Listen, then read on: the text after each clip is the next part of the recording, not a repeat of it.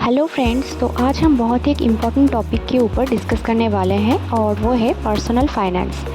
India वैसे तो GDP के हिसाब से बहुत ही तेज़ी से प्रोग्रेस कर रहा है, लेकिन अभी भी पर्सनल फाइनेंस जो है इसको लेकर बहुत सारे लोग अनअवेयर हैं। पर्सनल फाइनेंस का जो लिटरेसी है उसका रेट बहुत ही कम है। ज़्यादातर इंडिया में अभी तक जो मेल्स है वही पर्सनल फाइनेंस को डोमिनेट करते हैं। जो फीमेल्स है ज़्यादातर वो अपने फाइनेंस के बारे में, फैमिली के फाइनेंस के बारे में अभी तक अनअवेयर है। मतलब ज़्यादा इंटरेस्ट इतना नहीं दिखाते हैं जितना कि मेल्स है वो पर्सनल फाइनेंस ज़्यादा कंट्रोल करते हैं। लेकिन आज का जो दौर है, आज का जो वर्ल्ड है, ऐसे में आपको पर्सनल फाइनेंस कैसे मैनेज करना है, कैसे इन्वेस्टमेंट करना है, कैसे सेविंग करना है, स्पेंडिंग करना है, सबके बारे में नॉलेज होना सभी को बहुत ज़्यादा ज़रूरत है। आप मेल हो फीमेल हो इससे कोई भी फ़र्क नहीं पड़ता है। अगर फीमेल हो तो भी आपको उतना ही ज़्यादा इम्पोर्टेंस देना पड़ेगा जितना कि एक मेल पर्सन को फाइनेंस के ऊपर इम्पोर्टेंस देना होता है। तो इसीलिए मैं आपके साथ आज 3 टिप्स शेयर करूंगी जिसको आप अगर फॉलो करते हैं तो पर्सनल फाइनेंस रिलेटेड आपको थोड़ा सा नॉलेज होगा। आपको अगर कोई ख़राब परिस्थिति आपके सामने आ जाए तो आप उसे थोड़ा सा ओवरकम कर पाएंगे। चलिए स्टार्ट करते हैं। तो मेरा फर्स्ट टिप है मैनेजमेंट ऑफ अकाउंट्स। मतलब आपका जितना भी अकाउंट्स है आपका और आपके हस्बैंड का या फिर नियर और डियर वंस का, आपका खुद का या फिर आप किसी के ऊपर डिपेंड हो, तो उसका जो सारा अकाउंट है, सेविंग्स अकाउंट, बैंक अकाउंट्स, जहाँ पर एफडी रहता है या फिर म्यूचुअल फंड में कुछ इन्वेस्ट हुआ है, सबके बारे में आपको नॉलेज होना ज़रूरी है।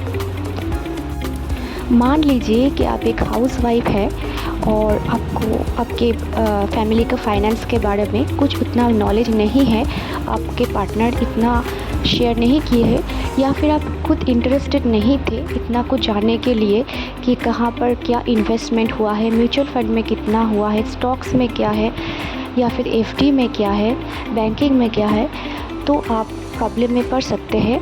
अगर कुछ दुर्घटना या फिर सडन डिमाइस आपका हस्बैंड का या फिर आपका नियर और डियर वंस का जिसके ऊपर आप डिपेंडेंट है, मतलब आप अगर कुछ नहीं करते हैं तो अगर आप किसी के ऊपर डिपेंडेंट है तो आप बहुत ही ज़्यादा प्रॉब्लम में पड़ सकते हैं। तो अगर आप हाउसवाइफ है और अपने हस्बैंड के ऊपर डिपेंडेंट है तो मैं यही सलाह दूंगी, तो जितने भी बैंक अकाउंट्स है, मतलब फाइनेंस रिलेटेड जो भी नॉलेज है सब आप दोनों को होना चाहिए, ताकि अगर कोई ख़राब परिस्थिति आए या फिर ऐसा कुछ हो कि जिससे आप अपने पार्टनर का अकाउंट एक्सेस करना चाहे तो वो अगर उस टाइम में कर पाए, तो ऐसा आपको करना चाहिए। तो इसलिए क्या आपको एक एक्सेल शीट मेंटेन करना होगा, उसमें सारे अकाउंट्स डिटेल्स को मेंटेन करना है, उसको टाइम टू टाइम अपडेट करना है और उसको फ़ोन में तो बिल्कुल नहीं रखना है, क्योंकि फ़ोन अगर खो जाता है तो उसमें क्या होता है, तो डिलीटेड डेटा है वो रिकवर हो सकता है। तो इससे जो आपका जो अकाउंट्स के जो डिटेल है तो वो कॉन्फिडेंशियल होते हैं, तो वो लीक हो सकता है। तो इसीलिए मैं सलाह दूंगी कि एक एक्सेल शीट आप मेंटेन करें और उसको अपडेट करें। सारे जो अकाउंट्स हैं, एफडीज़ वगैरह, सेविंग्स वगैरह, सारे अकाउंट की डिटेल्स आप एक दूसरे के साथ शेयर करें और उसको कॉन्फिडेंशियल ही रखें दोनों के बीच में, ताकि जब आपका प्रॉब्लम हो या फिर आप कोई भी ऐसे परिस्थिति में पड़े तो आप उसको एक्सेस कर पाए दूसरे के एब्सेंस में। बस यही मैं बोलना चाहती हूँ। तो सेकेंड टिप जो मैं देना चाहती हूँ वो है अकाउंट का नॉमिनेशंस।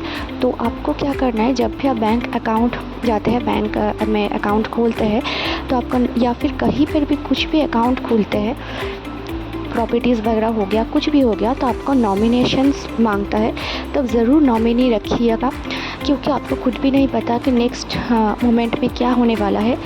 तो इसीलिए नॉमिनेशन ज़रूर रहे कि आपके एब्सेंस में जो आपके नियर और डियर वंस है वो जो फंड है उसको एक्सेस कर पाए। तो यही है कि नॉमिनेशन ज़रूर रखना है।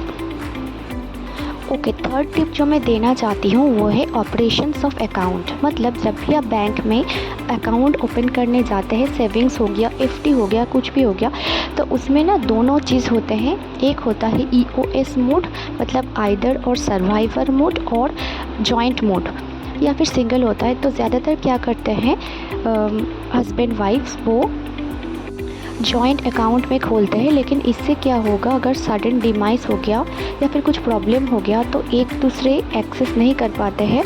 तो इसीलिए जो सेकेंड मोड है ईओएस मोड, वो बहुत ही हेल्पफुल होगा, क्योंकि आप में से कोई भी उसको एक्सेस कर पाएंगे।